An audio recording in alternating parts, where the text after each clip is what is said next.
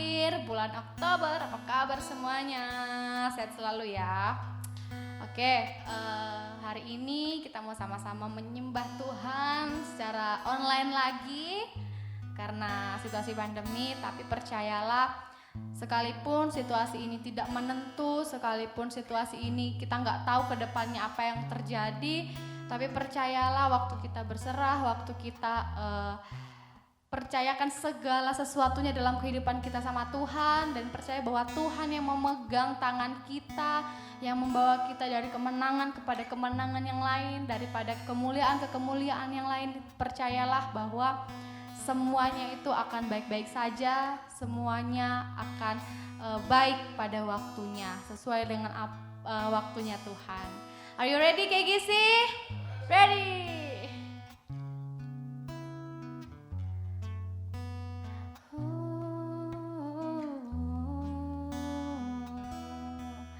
Jesus, kami perlu Kau, kami perlu Kau, Yesus, dalam hidup kami, dalam hidup kami, Kau yang terutama, Kaulah segalanya.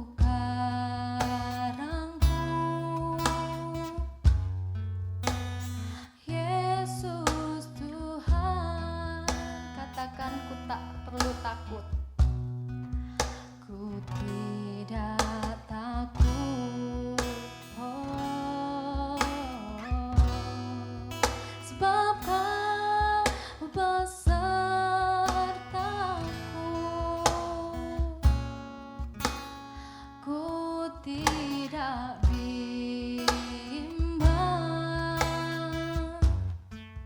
sebab Engkau Allahku, Kau yang meneguhkanku, Engkau meneguhkanku. Bahkan menolongku,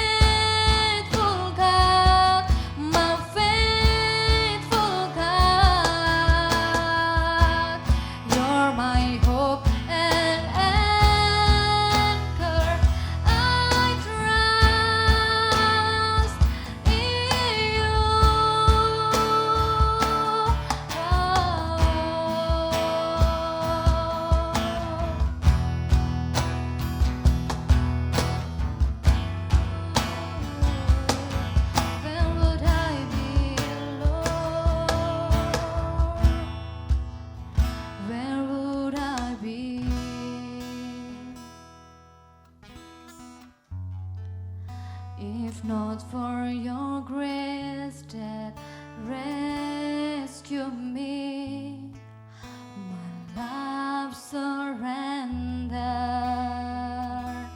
to worship you. Where would I be? Where would I be? Oh, if not for your grace that rescued me, my life surrender to worship you. Where would I be?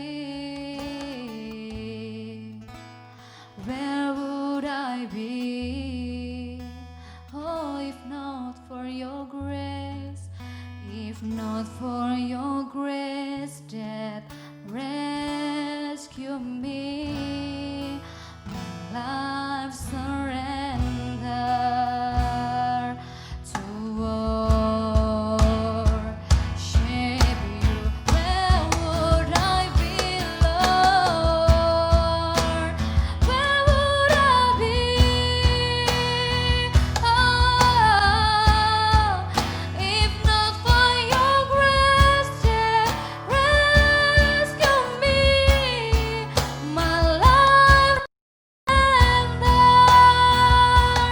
to worship you, my soul surrenders.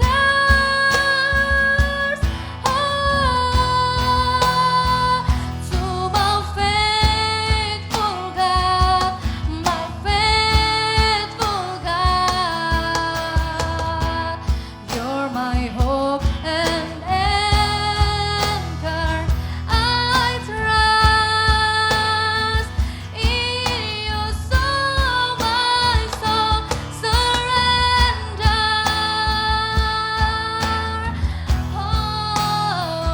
To my faithful God, my faithful God. You're my hope and anchor.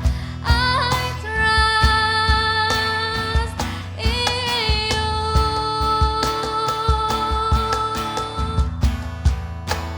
Where would I be?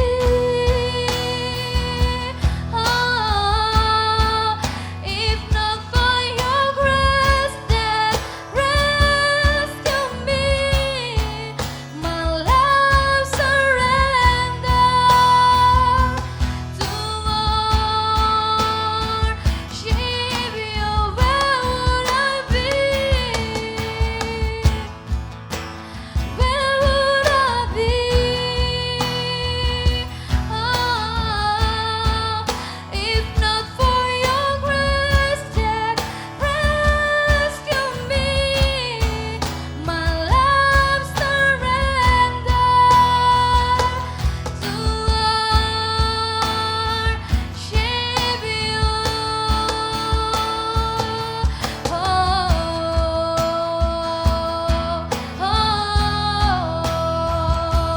Hallelujah. I surrender all to you, Lord Jesus.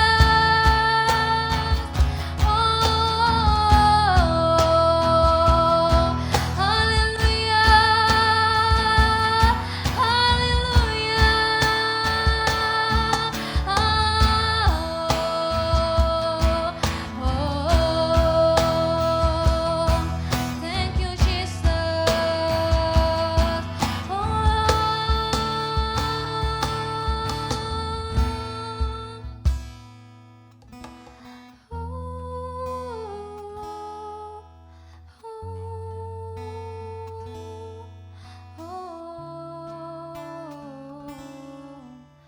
Thank you, Lord, for your grace, Lord Jesus.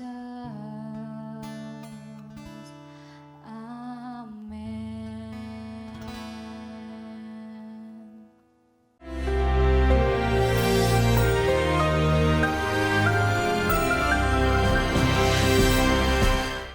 Shalom warga kerajaan, mari kita melihat apa yang terjadi di sekitar kita. Seperti saya katakan, God is a God, a generational God, yang adalah Allah daripada Abraham, Isaac, and Jacob. Seharusnya berkat Tuhan itu progresif, harus progres, bukan regress. Kita lihat seorang yang berkenan pada Tuhan, King David. Lalu putranya Salomo, menjauh dari Tuhan dan akhir hidupnya, bahkan bersama dengan istri-istri, gundik-gundik dia mendirikan, yaitu penyembahan berhala di seberang daripada Yerusalem. Itu menyakitkan hati Tuhan. Dan itu menurunkan, lalu kemudian putranya yaitu Rehabeam. Kita lihat bagaimana Rehabeam itu tidak mendengarkan counsel daripada elders, penatua-penatua yang adalah penasihat daripada Salomo. Salomo disebut orang yang paling berhikmat di dunia dan raja yang paling kaya yang pernah ada maupun akan datang. Tidak ada sekaya dia. Termasuk Raja Thailand, Raja Brunei dan sebagainya. Dengar baik-baik, dia mendengarkan teman-temannya. Karena itu hati-hati apa yang kita sudah dengar. Sebab yang memuaskan daging bukan dari Tuhan. Kata para penatua itu, kalau engkau punya sifat melayani, berkata baik, maka mereka akan jadi hambamu seumur hidupmu. Tahun ini adalah tahun P Elohim. Karena itu tiru Tuhan Yesus, ya, supaya spirit yang ada dalam Kristus merendahkan hati, yang keluar cuma firman Allah, engkau akan memakan yang baik dari negeri. Bagaimana dengan Rehabeam? Dan kita tahu negara itu pecah. Pada zaman Rehabeam, ya, tinggal satu suku bersama Yehuda, yaitu Benyamin. Tapi 10 suku yang lain, Efraim, Manasye dan yang lain semua, yaitu menjadi satu kerajaan di utara dipimpin oleh Yerobeam bin Nebat. Dan ketika Yerobeam membuat penyembahan baru dengan menaruh 2 anak lembu emas di Bet-El dan di Dan, murka Tuhan datang. Sedikit tentang Rehabeam. Pada waktu itu ketika dia berperang dengan kerajaan utara, maka saudaraku dia sudah menghabiskan banyak biaya dan hukuman Tuhan datang. Raja Sisak daripada Mesir datang dan menguasai dan merampas semua kekayaan daripada yang ada di bait Allah, juga yang ada pada raja. Dan dahulu Salomo membuat perisai-perisai dari emas. Tetapi saudaraku, apa yang terjadi? Dirampas semua. Dan supaya menutupi rasa malunya, maka Rehabeam membuat perisai juga. Tapi juga daripada tembaga atau kuningan, salah satulah. Karena di situ dipakai istilah yang mirip untuk keduanya. Serupa tapi tak sama. Nilainya jauh, saudaraku. Karena itu sebetulnya saya tidak suka sesuatu yang palsu, ya. Jadi bukan emas cuma dilapis emas misalnya, seperti itu. Karena sekarang itu seperti itu. Perisai berbicara soal iman. Iman itu harusnya yaitu dari emas murni. Tapi sekarang ini banyak perisai terbuat dari tembaga. Harus digosok supaya mengkilat. Supaya kelihatan seperti orang beriman. Masa-masa ini menjelang saya berani katakan Corona Revival. Ujian atas iman kita semua. Sekali lagi, beware of the plague of your heart. Yaitu penyakit sampar yang dalam hati. Virus percabulan, virus segala macam yang jahat. Yang 1 Korintus 6 ayat 9-11 mengatakan itu. Dahulu kamu seperti itu. Tapi sekarang telah dikuduskan, dibenarkan di dalam Kristus Yesus dan oleh Roh Allah. God bless you, warga kerajaan. Berkemenangan dalam Tuhan. Amin. Shalom, KJC Malang, apa kabar semuanya? Saya yakin semuanya sehat-sehat. Saya yakin semuanya dalam perlindungan Tuhan, dalam penyertaan Tuhan, dalam pemeliharaan Tuhan. Walaupun kita nggak bisa tatap muka ya, jujur saya rindu sebenarnya mau ke Malang. Rindu betapa sedapnya ini aroma kuah dari bakso samut gitu kan. Dan tahu telur yang bisa buat lidah melintir katanya Ko Alex ya kan. Waduh, saya kangen sekali dengan saudara, tapi satu hal yang saya yakin dan percaya bahwa walaupun kita nggak bisa bertatap muka, walaupun kita hanya bisa online saja untuk sementara ini, tetapi Tuhan tetap bekerja dalam setiap kehidupan kita. Tetap Tuhan berkuasa di dalam setiap ibadah kita, itu ada kuasa, tetap ada terobosan, tetap Roh Kudus bekerja dalam setiap kehidupan kita. Mau dimanapun saudara mendengarkan ini, saudara mendengarkan message ini, saudara mengikuti ibadah ini, mau di kos, mau di rumah, mau sambil nyangkruk di warung kopi gitu kan, apapun, tapi saya yakin dan percaya Tuhan nyata dalam setiap kehidupan kita. Dan ambil sikap yang baik, kita sama-sama buka hati, sediakan Alkitab juga, nanti kita akan sama-sama baca tentang firman Tuhan yang akan kita bahas hari ini. Dan saya yakin dan percaya firman Tuhan, kebenaran firman Tuhan itu mengubahkan dan membebaskan setiap kehidupan kita. Saya dapat kesempatan untuk sharing hari ini. Terima kasih buat Gembala KGC Malang, untuk Pastor David Victor dan Pastor Lani Victor yang sudah memberikan kesempatan buat saya bisa sharing, dan seluruh jajaran home pastor yang ada, Ko Alex, Ko Yohanes, thank you so much buat kesempatannya. Dan kita sudah ngomong banyak soal movement dari Pastor David Victor, Pastor Lani, dan ada home pastor yang lain yang juga sharing tentang movement, dan hari ini kita sama-sama akan belajar tentang movement dari sisi yang lain. Well, let's go. Kita langsung aja buka di Lukas 19 ayat 1 sampai 10. Sekali lagi Lukas 19 ayat 1 sampai 10. Ini kisah yang tidak asing buat saudara. Oke ya, saya kasih kesempatan buat saudara untuk buka entah itu Alkitab secara bentuk fisik atau di gadget saudara. Lukas 19 ayat yang ke-10, 10, 9, 8, 7, 6, 5, 4, 3, 2, 1. Oke, saudara buka dan saya akan bacakan buat saudara. Lukas 19 ayat 1 sampai 10. Demikian bunyi firman Tuhan. Yesus masuk ke kota Yeriko dan berjalan terus melintasi kota itu. Di situ ada seorang bernama Zakius, kepala pemungut cukai, dan ia seorang yang kaya. Ia berusaha untuk melihat orang apakah Yesus itu. Tetapi ia tidak berhasil karena orang banyak, sebab badannya pendek. Maka beralihlah ia mendahului orang banyak, lalu memanjat pohon ara untuk melihat Yesus dan yang akan lewat di situ. Ketika Yesus sampai ke tempat itu, ia melihat ke atas dan berkata, "Zakius, segeralah turun, sebab hari ini aku harus menumpang di rumahmu." Lalu Zakius segera turun dan menerima Yesus dengan sukacita. Tetapi semua orang yang melihat hal itu bersungut-sungut, katanya, "Ia menumpang di rumah orang berdosa." Tetapi Zakius berdiri dan berkata kepada Tuhan, "Tuhan, setengah dari milikku akan kuberikan kepada orang miskin, dan sekiranya ada sesuatu yang kuperas dari seseorang akan kukembalikan 4 kali lipat." Kata Yesus kepadanya, "Hari ini telah terjadi keselamatan kepada rumah ini, karena orang ini pun anak Abraham, sebab anak manusia datang untuk mencari dan menyelamatkan yang hilang." Well, saya teringat waktu saya SD, ya kan, waktu saya SD, saya rasa sampai sekarang juga masih ada ya pelajaran ini, tapi nggak tahu namanya apa. Kalau dulu nama pelajarannya itu IPS. Ilmu pengetahuan sosial ya. Jadi ini mempelajari tentang kehidupan sosial masyarakat ya. Salah satunya juga di dalam IPS itu, walaupun tidak secara exactly ngomong bahwa antropologi, tapi tetap membahas soal manusia, membahas soal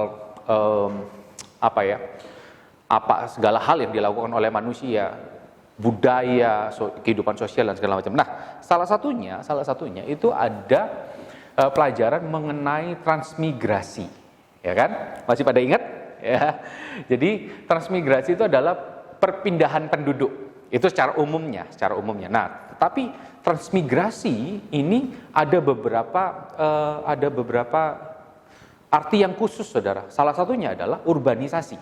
Ini saya ingat ya, yang lain saya nggak ingat. Jadi urbanisasi itu ada kayak gini. Urbanisasi itu adalah perpindahan penduduk dari desa ke kota, ya kan? Nah, Apa yang mempengaruhi perpindahan penduduk dari desa ke kota? Itu ada dua faktor. Dua faktor utama yang mempengaruhi perpindahan penduduk dari desa ke kota. Yang pertama, faktor pertama itu adalah faktor penarik. Nah, biasanya faktor penarik ini itu didominasi oleh beberapa kelebihan dari kota. Jadi karena kota itu lebih rame, banyak peluang kerja, ya kan, banyak hiburan, ada mall, 21 walaupun sekarang masih belum bisa buka, ya kan. Jadi segala sesuatu itu didominasi oleh keindahan kota. Nah,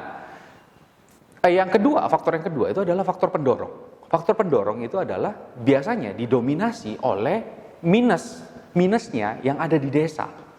Jadi biasanya gini, karena di desa sudah lapangan pekerjaan sudah sedikit, semakin sedikit, atau karena di desa itu tidak bisa maju, atau karena di desa tidak memiliki sistem pendidikannya tidak mumpuni. Biasanya nih ya, saya nih dari Situbondo, karena di Situbondo tidak ada sekolah yang cukup baik pada saat itu. Jadi waktu itu orang tua saya juga memutuskan untuk saya sekolah di swasta. Jadi akhirnya saya mesti pindah. Begitu juga dengan Ko David dan kakak saya yang satunya, Ko Daniel. Juga seperti itu. Jadi itu yang mendorong supaya orang yang di desa itu pindah ke kota. Ada dua faktor ini, faktor penarik sama faktor pendorong. Nah, kalau kita lihat cerita Zakius ini adalah cerita yang sangat fenomenal.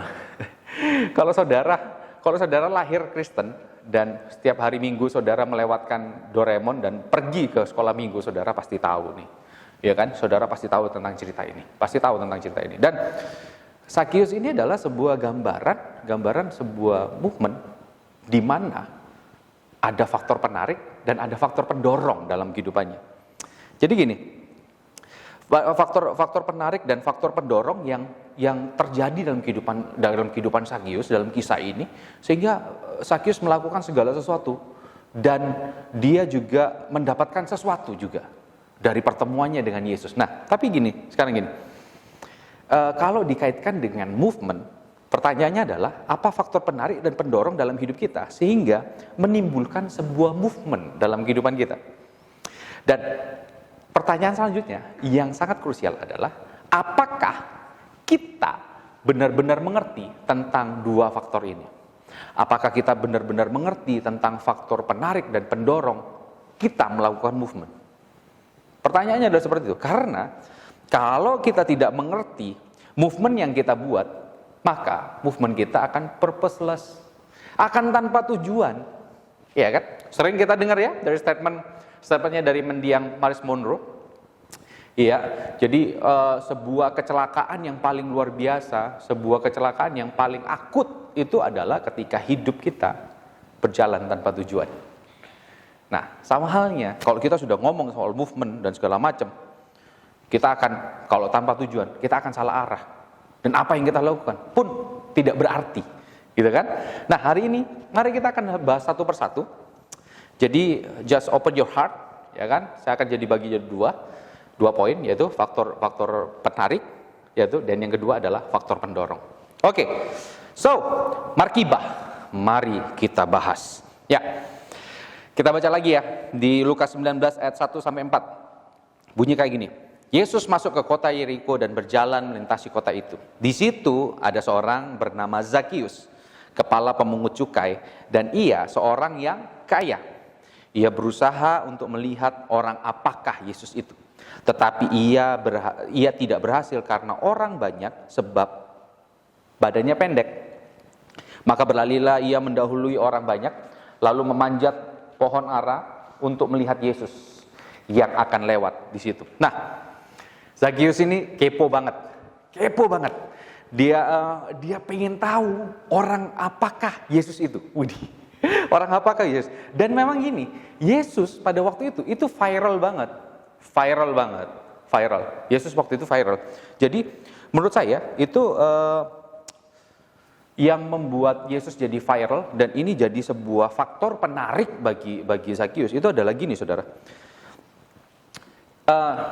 sebelum Yesus masuk Yeriko, nanti saudara baca ya di rumah, sebelum masuk ke pasal 19 ini, Yesus menyembuhkan orang buta. Berarti Yesus melakukan mujizat. Yesus melakukan mujizat. Dan ini yang membuat Zakius, orang seperti apakah Yesus ini? Dan yang kedua, bisa jadi ya, bisa jadi. Tadi apa? Profesinya adalah kepala pemungut cukai. Ya, kepala pemungut cukai. Bisa jadi dia dengar selentingan kabar tentang rekan seprofesinya dia. Siapa dia? Matius. Di mana Matius itu adalah pemungut cukai juga. Dan ketika bertemu dengan Yesus, dia meninggalkan profesinya. Bayangin, dia meninggalkan profesinya dan dia mengikuti Yesus yang bisa melakukan mujizat. Jadi, Zakius ini itu sangat kepo. Yesus ini orang seperti apa? Yesus ini orang seperti apa? Dan dia melakukan hal yang ekstrim, saudara. Dia melakukan hal yang ekstrim. Yang usahanya Zakius itu ekstrim. Kenapa saya bilang ekstrim? Karena gini, bukan ekstrim nih, sorry, ekstrim, ya kan? Jadi gini, usaha yang dilakukan oleh Zakius itu ekstrim. Ya, yang pertama adalah dia berlari. Walah, lari kok ekstrim. Kok David ya juga lari, run for generation ya, tiap pagi gitu kan. Lihat pace-nya berapa, lumayan. Hari ini habis cedera punggung, kok David bilang gitu kan. Well, dan apa yang ini lari aja kok ekstrim sih. Well, kita harus melihat konteks lari pada saat itu. Ya, saya akan coba menjelaskan konteksnya pada waktu itu. Saudara, pada zaman itu orang Yahudi itu pakaiannya itu bentuknya jubah. Ya, jubah ya, jubah. Nah, pertanyaannya gini. Saudara bayangin dulu pakai jubah. Gampangannya sekarang gini, kalau saudara susah mau bayangin pakai jubah, saudara pakai daster. Ya, bayangin. Jangan jadiin passion ya yang cowok-cowok. Wih, akhirnya passionku terjawab di sini, aku pakai daster. Bukan gitu. Bayangin aja. Saudara pakai sarung. Nih, yang cowok-cowok pakai sarung, yang wanita, yang princess itu pakai daster atau pakai dress gitu ya. Pakai dress. Nah, sekarang bayangin. Saudara mesti lari. Apa yang saudara lakukan supaya larinya itu kenceng? Karena ditulis gini. Zakius itu dia berlari mendahului banyak orang. Berarti dia lari mesti kenceng. Coba bayangin dulu ya, pakai dress, pakai sarung dan mesti lari. Apa yang harus dilakukan? Satu, mesti diangkat sarungnya, atau mesti diangkat dressnya, atau mesti diangkat dasternya, dan kita berlari. Gitu ya. Nah, kenapa ini ekstrim? Karena gini, latar belakang dari Zakius itu adalah orang yang kaya, dia orang yang terhormat. Nah, apa hubungannya orang terhormat dengan dia mengangkat jubah dan dia lari? Karena gini, orang yang terhormat, orang yang kaya, budaya di sana, bukan cuma untuk orang yang kaya dan orang terhormat ya, budaya di sana itu nggak boleh kelihatan mata kaki. Nih, mata kaki ini nggak boleh kelihatan, karena itu dianggap nggak sopan, karena itu dianggap nggak bagus. Jadi, apalagi dia orang kaya, orang terpandang maksudnya. Ya, nanti ada poin yang kedua yang saya bilang ekstrem itu ada satu sudut pandang yang lain lagi. Dia orang kaya, tapi dia nggak jaim, dia angkat jubahnya dan dia lari. Bayangin ya, itu masih lari. Semakin dia tinggi ngangkatnya, semakin dia cepat akan lari. Nah, yang kedua, yang ekstrim adalah dia naik pohon. Setelah lari ini ya, dia naik pohon. Bayangin, untuk lari aja dia harus menunjukkan mata kakinya dia karena diangkat. Apalagi naik pohon. Saudara bayangin aja. Dia akan gulung jubahnya dan dia akan naik pohon supaya untuk mempermudah dia pergerakannya untuk naik pohon. Itu tindakan ekstrem pertama. Dia berlari dan dia naik pohon. Padahal dia pakai jubah. Artinya dia mesti mengangkat. Dia nggak peduli statusnya. Dia tidak peduli bahwa dia ada orang terhormat, orang kaya. Orang terhormat karena dia kaya, ya, karena dia kaya. Dia nggak peduli itu. Yang dia pedulikan adalah supaya aku bisa ngelihat Yesus. Gitu aja. Yang dia pedulikan. Nah, yang tindakan ekstrim yang kedua adalah gini. Zakius yang ingin melihat Yesus itu kan banyak ya yang ingin melihat Yesus.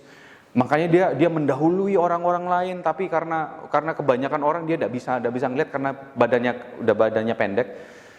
Kenapa dia meleburkan diri kepada orang di dalam kerumunan orang banyak? Ini ekstrim. Bukan karena ada corona, saudara. Bukan. Dulu nggak ada corona, ya kan? Kalau sekarang kan ekstrim. Dalam kerumunan kita takut. Sudah pakai masker, pakai hand sanitizer. Kalau perlu hand sanitizernya di semua parfum kita mungkin diganti hand sanitizer gitu kan? Kalau perlu mandi pakai hand sanitizer dan segala macam. Nah, ekstrimnya adalah kayak gini. Pada saat itu, pemungut cukai itu adalah public enemy yang sangat dibenci, saudara. Karena apa?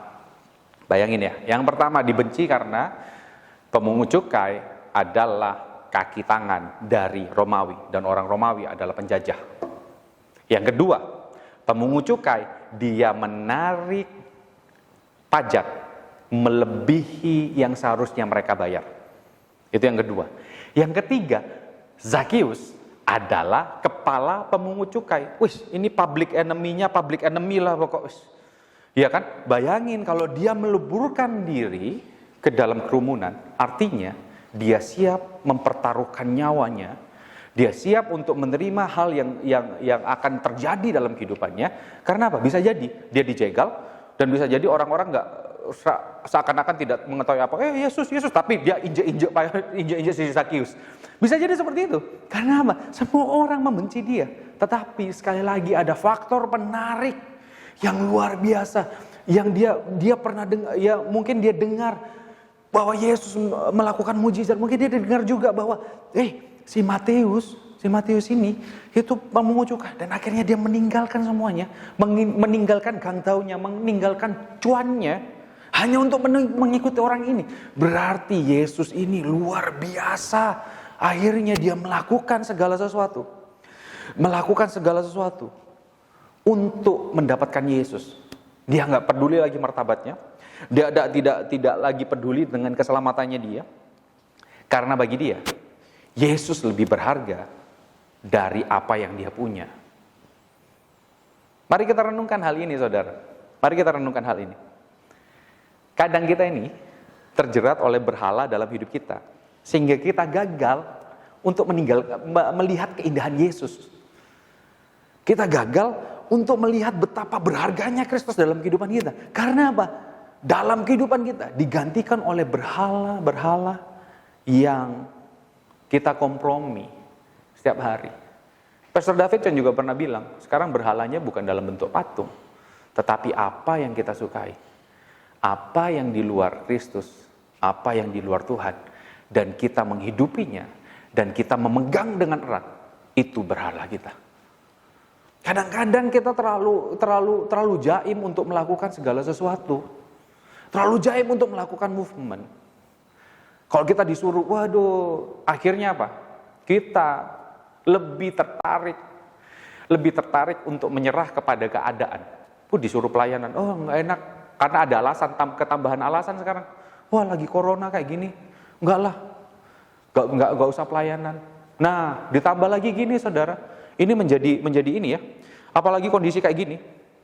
Belum lagi masih ibadah kita belum ibadah onsite, iya kan? Setiap minggu kita menatap layar terpaku untuk online. Kita kayak gitu. Jadi akhirnya, ujung-ujungnya apa? Enggak enak. Ibadah online gak enak, gak greget, ibadahnya gak ngangkat, gak bisa menikmati hadirat Tuhan.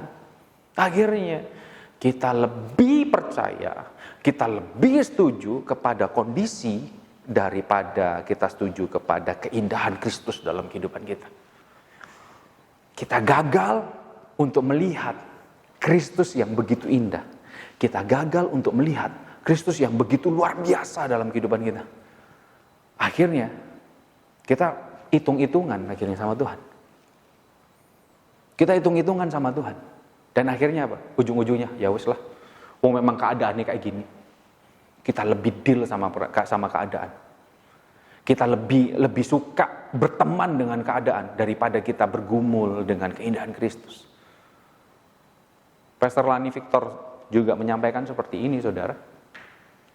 Hanya orang yang hidup, yang bergerak.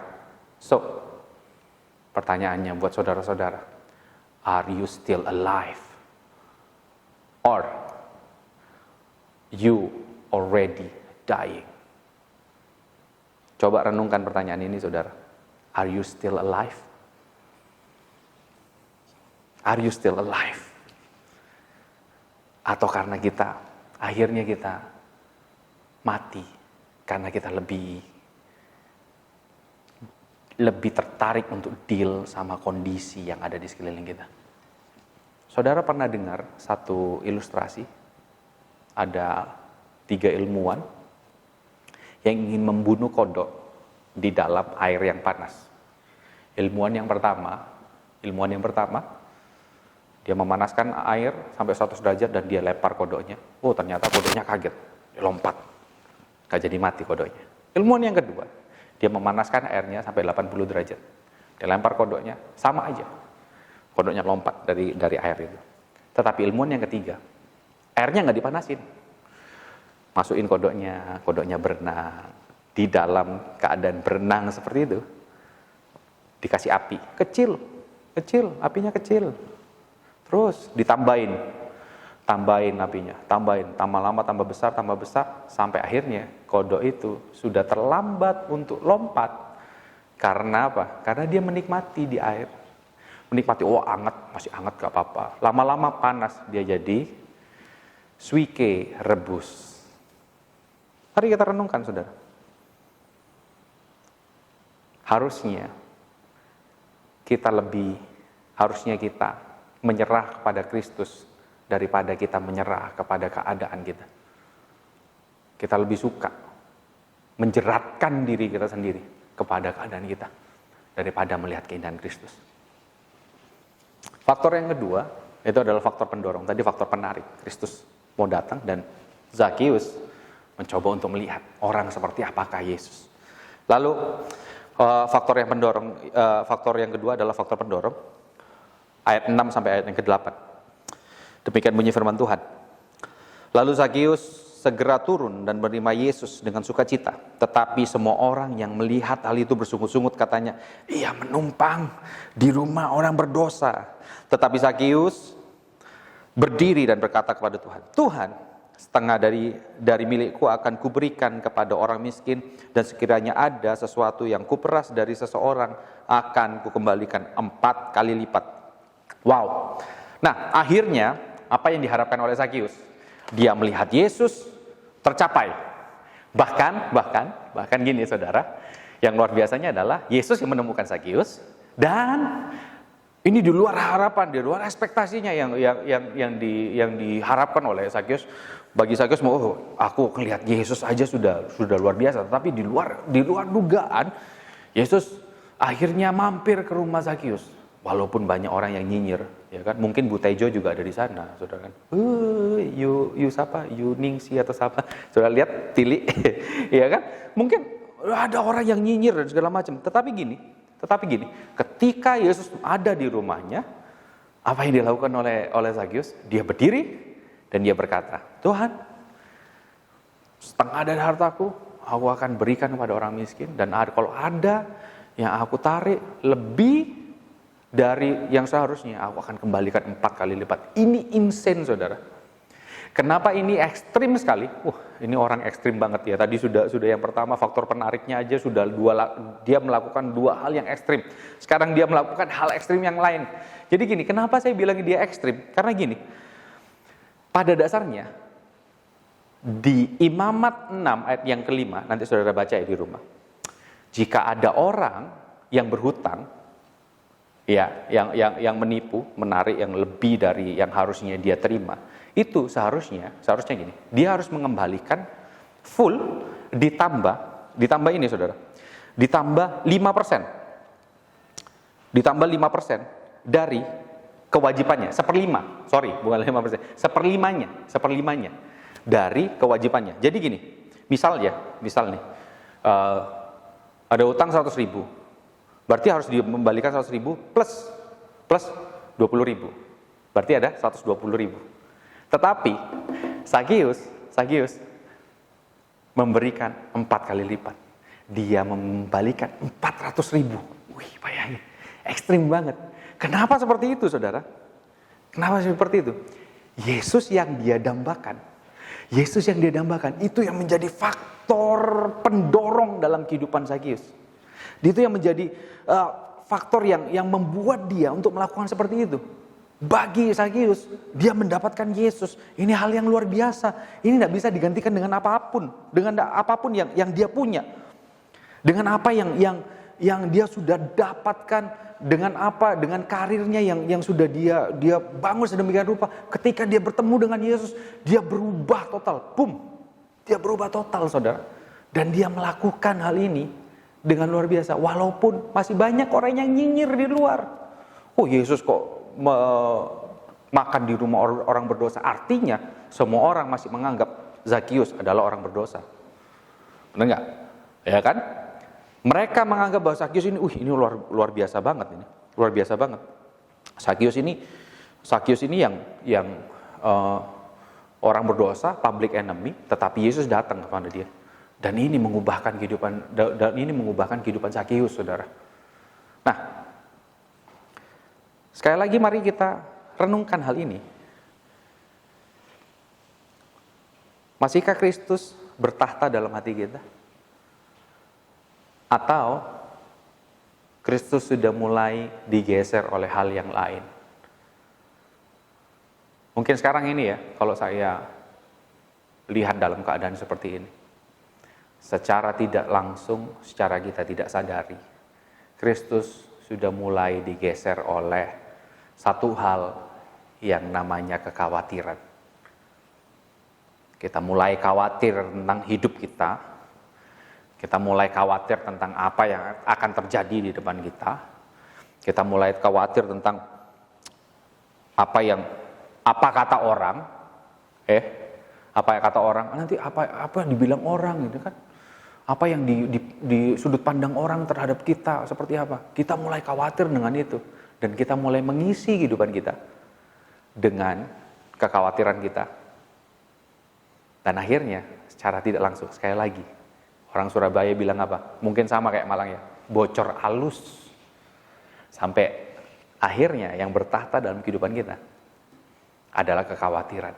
Dan ujung-ujungnya, we are playing God dalam kehidupan kita. Artinya playing God apa loh? Memainkan Tuhan, bermain Tuhan. Bukan, akhirnya gini. Maksudnya adalah seperti ini, saudara. Kita berusaha, kita menjadi Tuhan atas diri kita sendiri, dan kita mulai membentuk Tuhan dalam pikiran kita dan dalam perasaan kita. Ngomong seperti, Tuhan harusnya seperti ini, Tuhan nggak adil, Tuhan nggak ada dalam kehidupan kita dan segala macam. Karena apa? Kristus Tuhan sudah mulai bergeser dalam hati kita, dan yang bertahta dalam kehidupan kita bukan Tuhan lagi, tetapi kekhawatiran kita, sudut pandang kita, pemikiran orang yang ada dalam kehidupan kita. Zakius tidak memperdulikan apa kata orang. Dia dilabel orang berdosa, tetapi dia melakukan lebih dari hukum yang sudah ditetapkan di hukum Taurat. Karena apa? Dia melihat Kristus sudah nyata. Kristus bukan hanya dia bisa lihat, tetapi dia tinggal dalam rumahmu. Saudara mungkin sekarang ada di gereja, saudara masih pelayanan, saudara masih MC, tapi pertanyaannya, jangan sampai Kristus hilang dalam kehidupan saudara. Jangan sampai kita kehilangan Kristus justru di dalam rumah Tuhan. Jangan sampai Kristusnya sebenarnya tidak kemana-mana, ada, tetapi karena mari cek hati kita hari ini. Mari cek hati kita. Siapa yang bertahta dalam kehidupan kita? Masihkah Kristus di sana bertahta? Atau hal yang lain yang bertahta dalam kehidupan kita? Dua hal ini yang kita renungkan hari ini, saudara. Faktor penarik dan faktor pendorong. Kristus harus menjadi pusat dalam kehidupan kita. Kristus yang harus kita kejar, Kristus yang jadi faktor penarik dan faktor pendorong dalam kehidupan kita. Well, saya bisa berhenti sampai di sini, saudara. Dan mewarning saudara untuk mengecek hati saudara tentang, mungkin ada berhala dalam kehidupan kita yang selain Tuhan yang bertahta dalam kehidupan kita. Atau saya bisa suggest saudara untuk melihat bahwa apakah yang selama ini kita lakukan sudah cukup jor-joran atau kita lebih mementingkan apa kata orang dalam kehidupan kita atau seperti apa. Saya bisa saja berhenti sampai sini. Tetapi kalau saya berhenti sampai sini saja dan saya menekankan saudara untuk lakukan movement, lakukan segala sesuatu untuk Tuhan, lakukan segala sesuatu dengan segenap hati kita, which is good, bagus ya. Tapi dan setelah itu kita harus tidak peduli apa kata orang tentang kita, ya kan? Jangan pedulikan, tapi fokuslah kepada Yesus. Saya bisa berkata seperti itu saudara, dan teruslah lakukan movement, ya kan? Lakukan movement di mana kita bisa melakukan hal atas jalan yang jelas, kita melakukan semuanya untuk Tuhan, kita bisa aja saudara. Tetapi kalau kita melakukan ini dengan dasar yang salah, kita akan terjebak dan apa yang kita lakukan itu semua akan sia-sia. Saya merenungkan apa yang disampaikan oleh Pastor David yang ngomong seperti ini ya, mengenai movement. Movement itu harus berawal dari Kristus dan berakhir atau bertujuan kepada Kristus. Harus seperti itu. Dimulai dengan Kristus, diakhiri juga dengan Kristus. Mari kita telaah lebih jauh lagi saudara. Mari kita telaah lebih jauh lagi apa yang sebenarnya harus kita lakukan di dalam menjalani movement ini. Karena kalau kita melakukan hal ini tidak berawal dari Kristus, kita melakukan movement ini karena berawal dari diri kita sendiri, untuk eksistensi diri kita sendiri, atau kita melakukan movement ini karena organisasi, karena program dari gereja, kita melakukan movement ini, sudah mesti dieksekusi dong, ini kan program tahunan dan segala macam.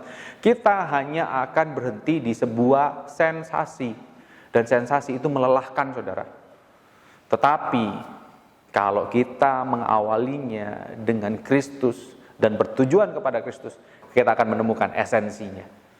Esensi yang benar yang membuat kita hidup, yang membuat kita terus melakukan pergerakan, yang terus membuat kita terus melakukan movement tanpa henti-henti, tanpa capek. Mungkin tantangan ada, mungkin rasa capek, rasa jenuh ada, tetapi itu tidak bisa menghalangi gelora dalam hati kita untuk melakukan movement. Kalau saudara fokus kepada diri sendiri, kalau saudara fokus hanya kepada program gereja untuk melakukan movement, akhirnya yang kita ciptakan bukan movement, tapi hanya sebuah monumen aja yang ada. Monumen itu cuma sekali aja, jebret, sudah nih, gue pernah ngelakuin ini, gue pernah melakuin A, B, C, D, E, sudah. Tetapi kalau movement itu dari day by day, step by step, every breath that you take, ada movement Tuhan di sana. Karena apa? Kita benar-benar mengerti soal esensi.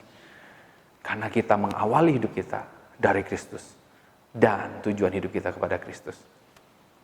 Let's going deeper, saudara. Saya berada di bagian akhir dari sharing saya hari ini. Kalau kita telaah ya, kisah tentang Zakius yang ditulis di dalam Lukas 19 ayat 1 sampai 10. Itu sebenarnya bukan tentang Zakius yang orang pendek, kecil betul dia, lagu sekolah minggu kan, Zakius orang pendek, kecil betul dia, ya kan, dia pengen ketemu Yesus, apa yang dia lakukan. Cerita tentang Zakius itu bukan fokusnya kepada Zakiusnya, tetapi fokusnya kepada Kristus.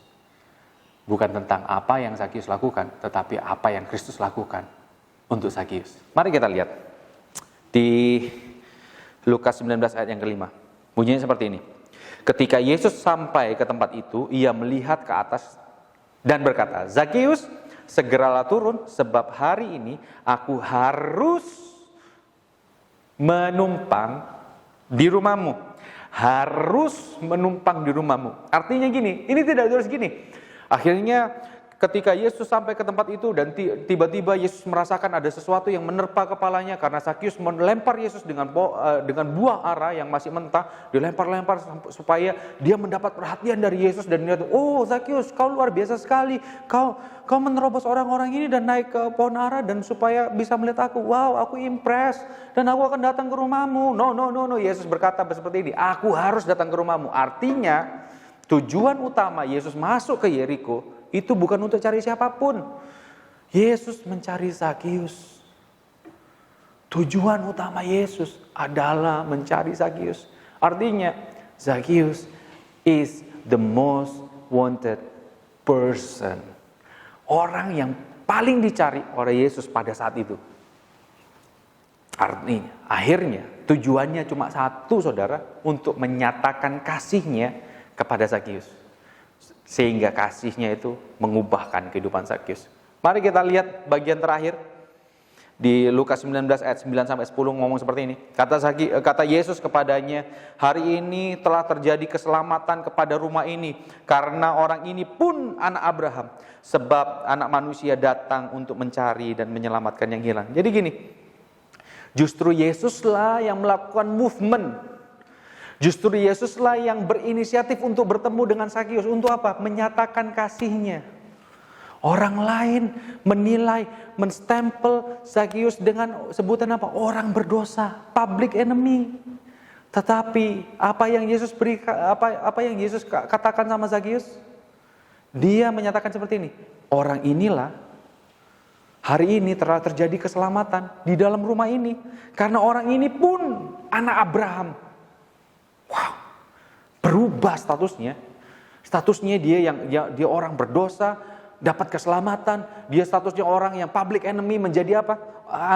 Karena orang ini pun anak Abraham. Dia menyatakan itu. Yesus menyatakan itu sama Zakius. Berubah total hidupnya. Dan ini maksud Tuhan.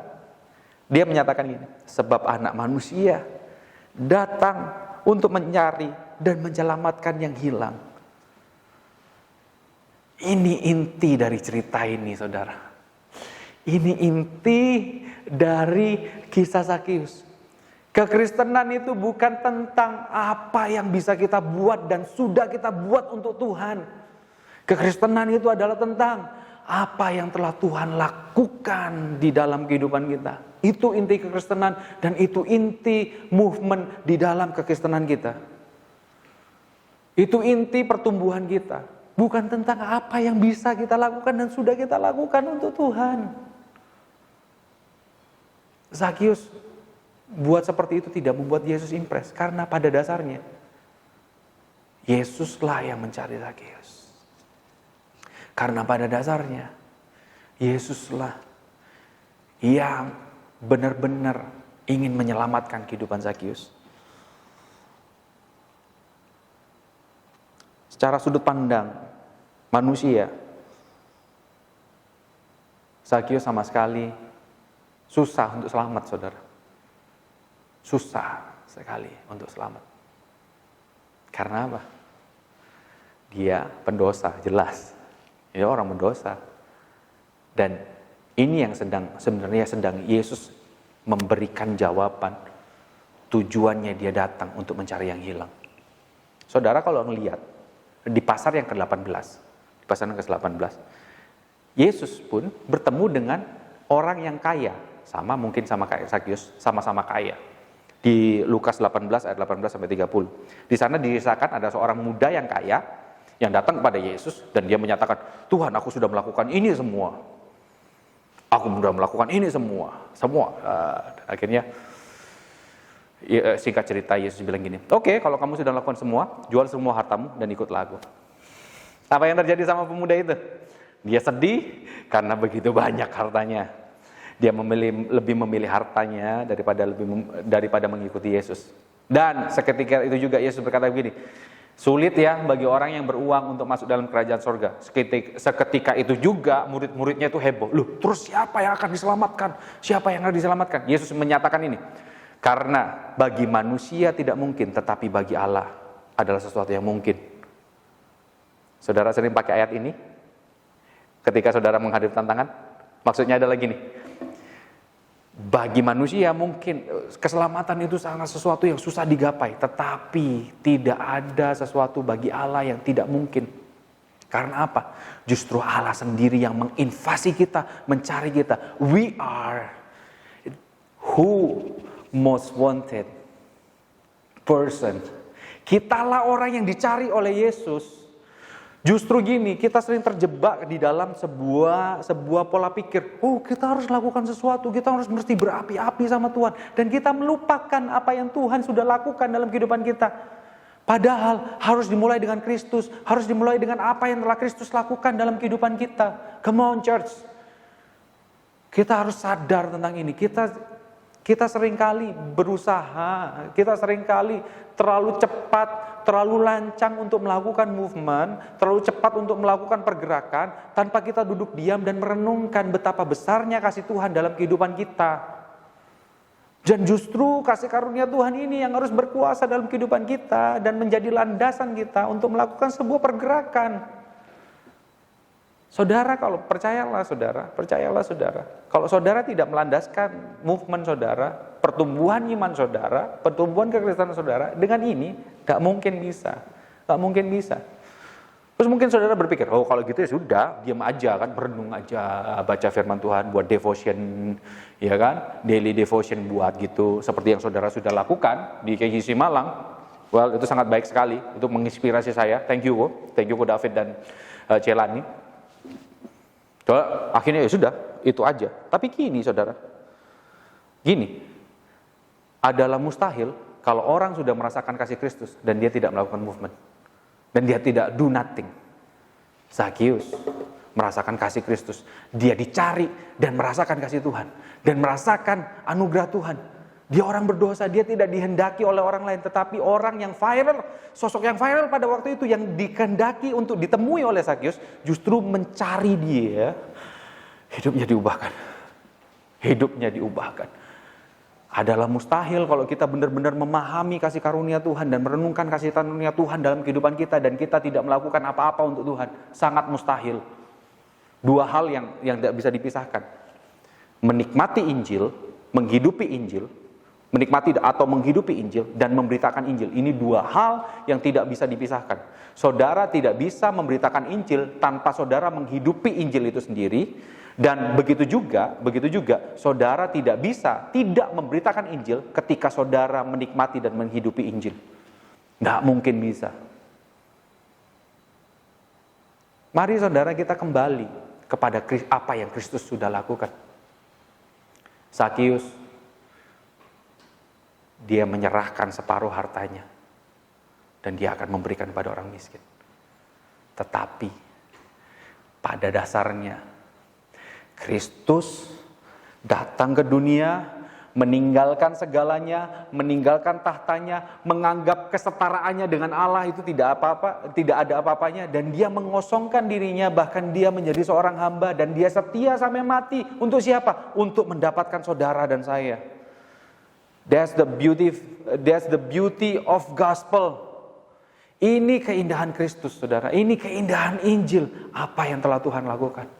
So hari ini, we are the most wanted person who God's looking for. We are. Stop untuk melakukan segala sesuatu. Mungkin saudara sekarang dalam keadaan yang tidak baik. Saudara dalam keadaan yang kurang baik. Saudara diliputi oleh segala macam ketakutan, diliputi oleh segala macam kekhawatiran. Mungkin sudah mulai bergejolak dalam hati saudara. Mungkin ada beberapa sudah mulai menggeser Kristus dalam kehidupan saudara. Saudara mulai kerasa, tapi aku tidak bisa ini. Kembali kepada Kristus dan apa yang dia sudah lakukan. Karena salib Kristus itu adalah kekuatan Allah. Salib itu adalah kekuatan Allah hari ini. Movement kita harus bermuara, berawal dari salib Kristus. Dan bermuara kepada salib Kristus. Saudara, saya tidak sedang memberikan sebuah langkah-langkah untuk supaya movement kita boom. Saya hanya membagikan betapa indahnya, betapa mulianya, betapa berharganya Kristus yang menjadi landasan, yang menjadi dasar utama di dalam kehidupan, pertumbuhan, dan pergerakan kita sebagai orang Kristen. Nikmati kasih-Nya. Nikmati kasih-Nya setiap hari. Nikmati anugerah-Nya setiap hari. Dan hidupi kasih dan anugerah-Nya setiap hari. Sehingga kita bisa memberitakan, menyatakan perbuatan Allah yang besar. Salib Kristus, itu kekuatan kita. We are most wanted person who God's looking for. Mari kita berdoa. Bapa di sorga, kami ucap syukur buat hari ini. Anugerah-Mu luar biasa dalam kehidupan kami. Biar kami selalu merenungkan bahwa sesungguhnya Engkaulah yang mencari kami. Bahwa kamilah sasaran kasih-Mu Tuhan. Biar kami benar-benar merasakan. Biar kami benar-benar merenungkan hal ini dan kami menghidupinya sehingga kami bisa berjalan di atas kasih karunia-Mu dan kami memberitakan betapa besarnya, betapa indahnya Kristus di dalam kehidupan kami. Bukan berasal dari diri kami sendiri Tuhan, bukan karena kami ingin menyatakan bahwa wow, look at me, aku penuh potensi dan wow, lihat apa yang Tuhan sudah percayakan dalam kehidupan. No, Tuhan. Tetapi kami berawal dari apa yang telah Tuhan kerjakan. Engkau yang empunya segalanya, tapi Engkau meninggalkan supaya untuk mendapatkan kami semua Tuhan. Biar kami benar-benar mengerti hal ini. Sehingga dalam kami melayani Engkau, dalam kami mengembalakan, dalam kami memuridkan Tuhan. Ini yang menjadi dasar kami dan ini yang menjadi kekuatan kami. Anugerah-Mu, Injil-Mu, salib-Mu nyata dalam kehidupan kami. Terima kasih buat semuanya. Kami ucap syukur padamu Tuhan. Dan kami percaya benar-benar terobosan terjadi dalam setiap kehidupan putra dan putri-Mu di tempat ini. Dan nama-Mu dipermuliakan melalui putra dan putri-Mu di tempat ini Tuhan. Terima kasih Tuhan. Apapun yang kami hadapi hari ini, biar kiranya Injil-Mu yang begitu indah, yang menjadi kekuatan bagi kami. Karena bagi kami, Injil itu adalah kekuatan Allah. Terima kasih Bapa di sorga buat semuanya. Berkati KJC Malang. Kiranya mereka semakin hari bertumbuh di dalam anugerah-Mu. Bertumbuh di dalam kasih karunia-Mu Tuhan. Sehingga mereka bisa menyatakan siapa Kristus yang mereka sembah. Berkati Pastor David dan Pastor Lani. Hikmat-Mu nyata dalam kehidupan mereka. Berkati setiap home pastor yang ada. Ko Yohanes, Ko Alex. Tuhan berkati kehidupan mereka Tuhan. Di dalam nama Tuhan Yesus, kuasa-Mu nyata dalam kehidupan mereka. Hikmat-Mu nyata. Dan Roh-Mu terus bekerja. Yang membuat mereka selalu on fire di dalam Engkau Tuhan. Terima kasih buat semuanya. Segala pujian hormat hanya bagi nama-Mu. Dalam nama Tuhan Yesus kami sudah berdoa dan bersyukur. Haleluya. Amin. God bless you. JJC Malang. See you. Tetap sehat, tetap semangat, tetap jadi berkat. Yes, guys. Haleluya, tetap semangat ya. Jadi thank you buat Pastor Hizkia yang sudah menyampaikan firman Tuhan hari ini. Dan saya percaya firman Tuhan itu membuat kita bergerak, membuat kita segar, membuat kita kuat di dalam Tuhan. Karena memang firman Tuhan itulah makanan rohani kita. Oke guys, jadi mari sama-sama kita tanggapi firman Tuhan, responi dengan hati yang penuh semangat, sukacita. Dan hari ini kita akan sama-sama satukan pikiran dan perasaan kita untuk kita berdoa menerima berkat Tuhan. Berkat anugerah Tuhan, karena anugerah Tuhan yang memampukan kita bisa hidup dalam firman-Nya. Oke, kita tutup mata, kita berdoa, arahkan matamu kepada Tuhan yang luar biasa. Terima kasih Bapa di surga, kami ucap syukur, firman-Mu itu pelita bagi kaki kami dan terang bagi jalan kami. Waktu kegelapan datang, kami tahu Engkau Tuhan menuntun kami, memegang tangan kami. Tangan-Mu yang kuat itu yang memegang tangan kami. Tongkat dan gadamu itu yang membuat kami kuat Tuhan. Terima kasih buat segala sesuatu yang Tuhan sudah kerjakan. Hari ini Tuhan memberkati-Mu dengan berlimpah-limpah. Tuhan mengarahkan wajah-Nya kepadamu, menyinari engkau dengan sinar wajah-Nya, memberikan kepadamu damai sejahtera dan sukacita. Kepadamu diberikan kekuatan, kepadamu diberikan hikmat, kepadamu diberikan pengertian. Engkau bisa mengerti jalan-jalannya Tuhan. Engkau untuk bisa mengerti maksud-maksudnya Tuhan. Di dalam nama Tuhan Yesus Kristus, kakimu berjejak dengan kuat. Kakimu seperti kaki rusa, sehingga engkau bisa berjejak di atas bukit-bukitmu. Persoalan, tantangan di depan tidak membuat engkau gentar. Justru sebaliknya membuktikan bahwa masalah itu masalah yang biasa dibandingkan dengan kemuliaan yang akan engkau terima. Di dalam nama Tuhan Yesus Kristus diberikan kepadamu sukacita yang berlimpah, karena sukacita yang dari Tuhan adalah kekuatanmu. Di dalam nama Tuhan Yesus, berkat yang terbaik dari Abraham, Ishak, Israel, dari Bapa, dari Tuhan Yesus dan Roh Kudus memenuhi engkau hari ini di dalam nama Tuhan Yesus Kristus. Terima kasih, dan kami terima berkat Tuhan yang luar biasa ini dengan sorak-sorai, dengan sukacita. Kami mengucap syukur. Haleluya. Yang percaya bersama-sama kan katakan amin. Amin.